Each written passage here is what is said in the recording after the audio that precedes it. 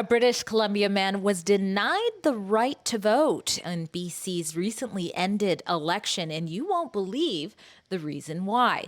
So you're telling me that I cannot allowed to have any political affiliation activity anywhere within 100 meters of the electoral place. I'm in a BC. This is not a federal, it's a provincial election. I have already made. I'm Drea Humphrey with Rebel News, and that man joins me today to talk about it.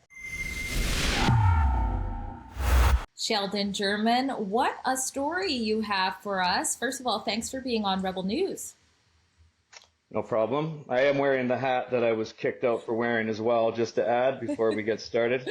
The dark MAGA on today. Yes, I thought so. Now, we've already shown a little bit of what happened. We're going to show the full clip you sent in a minute here, but tell us what happened before that took place. This was a voting place in Rosedale, BC. Well, first off, I never went to the station to make a political statement in any way. I had been working all day for like 14 hours in a rainstorm. It was raining, and I wasn't taking my hat off to run into the building. It was at the end of the voting day too, so I think I got there at like 6 o'clock at night on our time here in the West. So there's only a couple hours left, and like I said, I've been working all day, so I just ran in there with the hat that I've been wearing all day. I never meant to go in there with this hat on. But when I did walk in there, I was stopped. So you go into the school. We were voting in schools in a big gymnasium. And at the beginning of the gymnasium, there's 4 people that check you or whatever and tell you where to go to what voting station to go to. And they stopped me. One of the men there stopped me and told me that I couldn't go inside the building with my MAGA hat on. I told him that it had nothing to do with this election, what the rules were. He didn't listen to me. At that point, I just told him, I was like, I know my rights. You can look into it, but I'm voting. I just started walking in there, and he came up to me. I had actually handed my ID to the girl at the table, and she put my name into the computer because she was just going to register me, and I was going to vote. And he came up behind me and told me that I wasn't voting, and took my ID from her, my actual driver's license from her. And my car keys were on the table. He took my car keys, my truck keys off the table. And when I said I was going to film him, I have just finished getting a broken hand. It was actually wrapped and bandaged. He tried to grab my cell phone out of my hand and told me I wasn't allowed to film within 100 yards. At that moment, an RCMP officer who was off duty walked up and saw what was happening and kind of he's like, whoa, you got to give him his stuff back. What's going on? Yeah. I told him, and he was off. He told us he was off duty. He said, "Why don't we go out of the voting area back into the hallway, out of the gym, where we could talk about it?" And the guy told him the rules, and it came down to basically I was going to have to wait for other officers. This guy had been, working a 12-hour shift, had been driving for an hour to get home. He wanted to vote and go home to his wife. So I said, and he said, look, I'll sit and wait if you want, because I know you're in the right here. Basically, is what he was saying. You're trying to prove a point. He's like, I've never heard of this rule ever. I did record the video on the outside of I said, fine, I'm just going to record the video. The election guy sent it to me on film, and, he didn't want me to film it out there, but I filmed it outside of the voting area. And then I left the building. Okay, I'm not in there. I'm out here. So you're telling me that I cannot allowed to have any political affiliation activity anywhere within 100 meters of the electoral place. So I'm in a BC. This is not a federal. It's a provincial election. I have already made my statement. And you're saying that this is BC legislation. That I'm not allowed to wear a "Make America Great" hat again to go vote in British Columbia, Canada? Is that what you're telling me? What's your name? Earl K. Please tell me that is the BC law. I have already made my statement. So you're saying that's the BC law? I have already made my statement. BC I don't law. need to repeat it. All right. So I'm not voting tonight. Wow, isn't that wild? What some people do when they have power. Now, of course, I did look up to see, is there some sort of rule here? There is a 100-meter rule, but it appears this official doesn't know what he's talking about. If you look here on the BC election site, this is actually a bulletin from 2020, but it still applies. The 100-meter rule applies to advance and general voting, so in the situation you were, but it is to not post, display, or distribute any election advertising or material.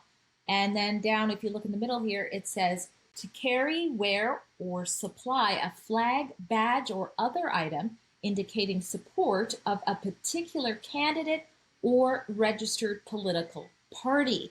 Now, of course, we're talking about BC parties. If you go to the BC elections here, here's a list of the registered parties. At nowhere do you see the Republicans from a completely different country. So tell us what you did next, because you did end up getting to vote that day. So tell the viewers what happened. Yes. So very quickly, not to get into too much detail, I did go home to kind of regroup after, letting the RCMP officer not have to sit and wait and go home to his wife. I went home, quickly called BC Elections. They had to call me back. They had to get on the phone and call somebody in charge of like the acts and stuff and whatnot. They got the details. They called me back. They said that I could go and vote. They said go to a different station. So I decided to go to Kent Elementary School, which is not far from there. And so I went to a new station. I walked in with this time with my hoodie kind of over my hat because I wanted to get in there. And I wasn't playing this game again. And I didn't feel like fighting. I was getting my vote in, but I wasn't taking my hat off.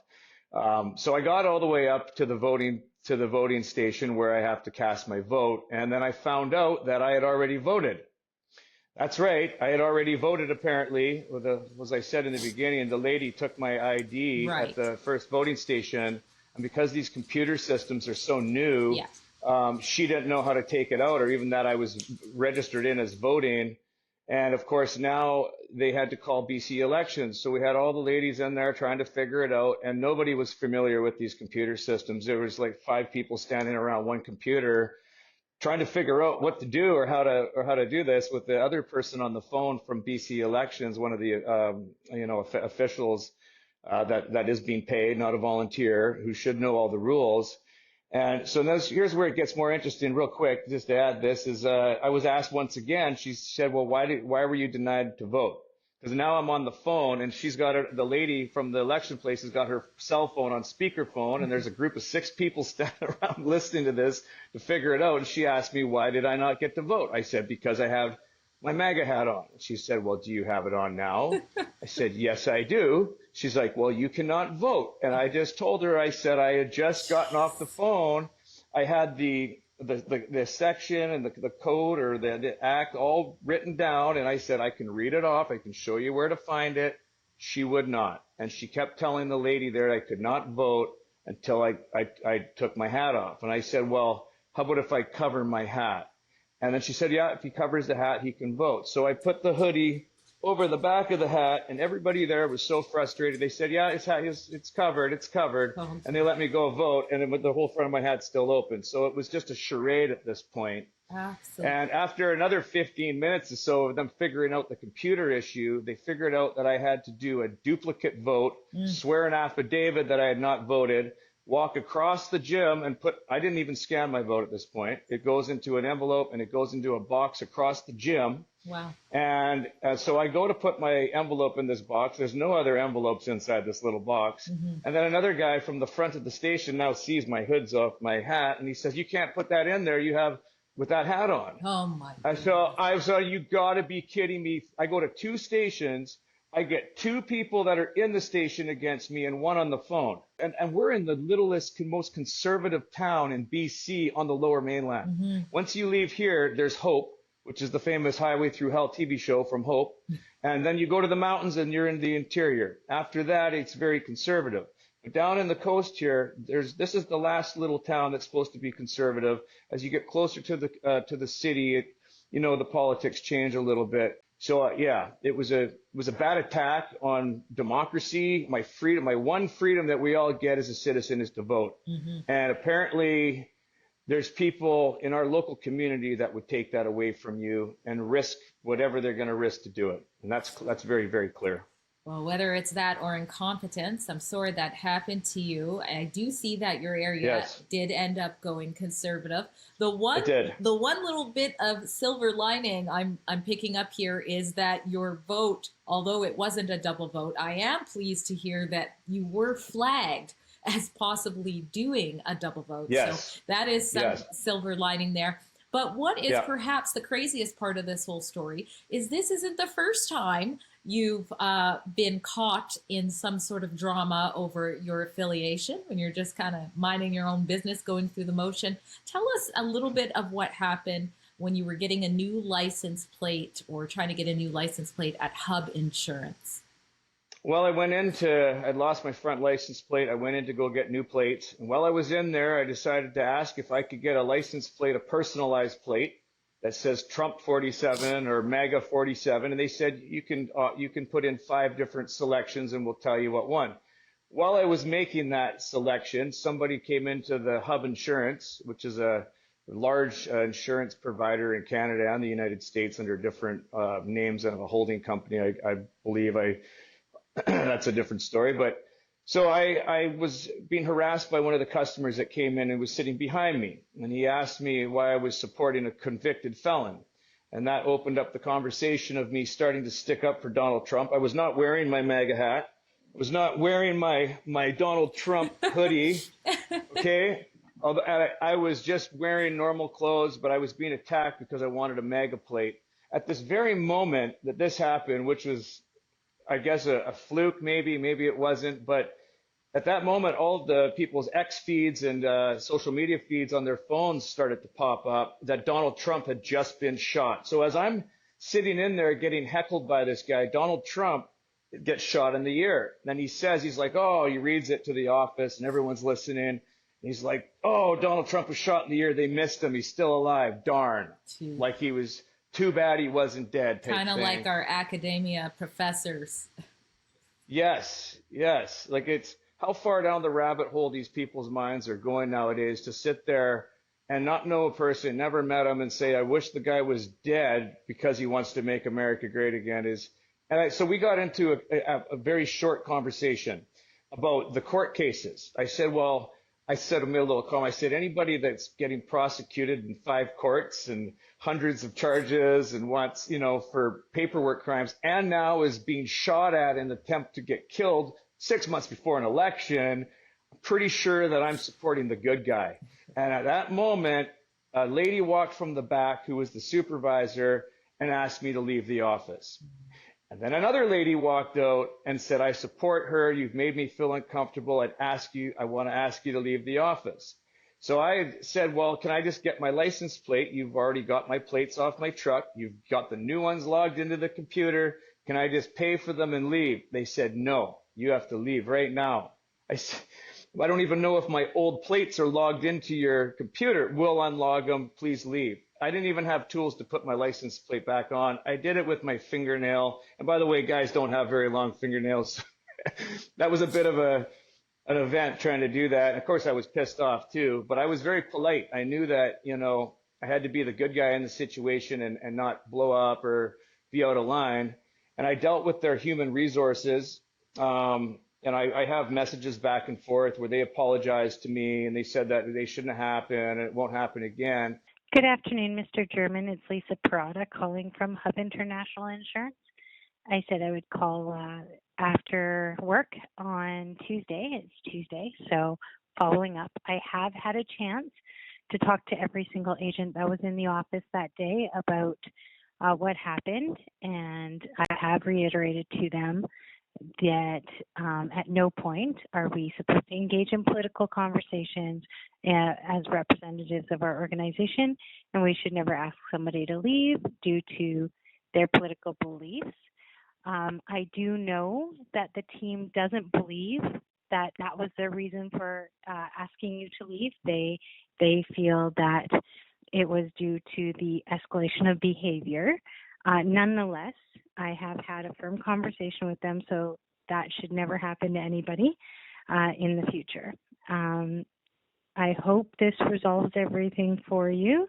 I have taken this very seriously, and I have been in touch with every member. So if there's anything else you need, please, by all means, reach back out and let me know. My office number is 778-243-9553.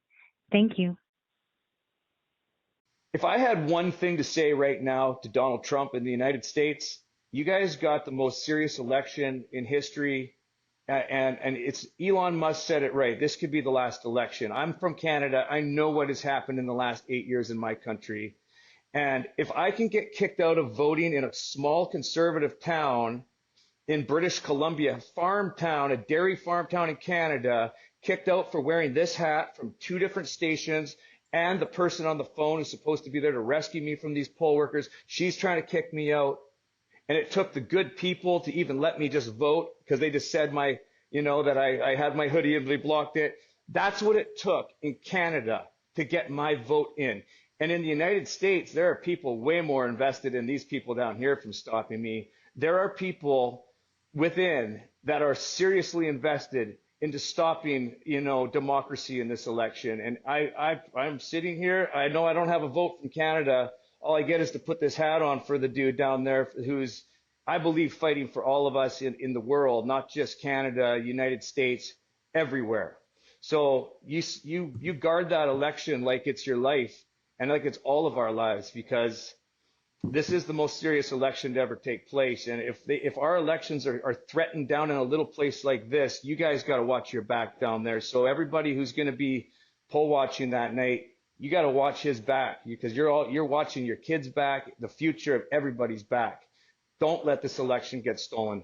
After conducting this interview, I did get a response back from Election BC's communication manager, Andrew Watson, who claims that within the 100-meter rule, anything that directly or indirectly could promote or oppose a party is not permitted, and that anything that overtly is political is not allowed. Now, I did ask a question back: where exactly in the act does it say words like indirectly or out of country?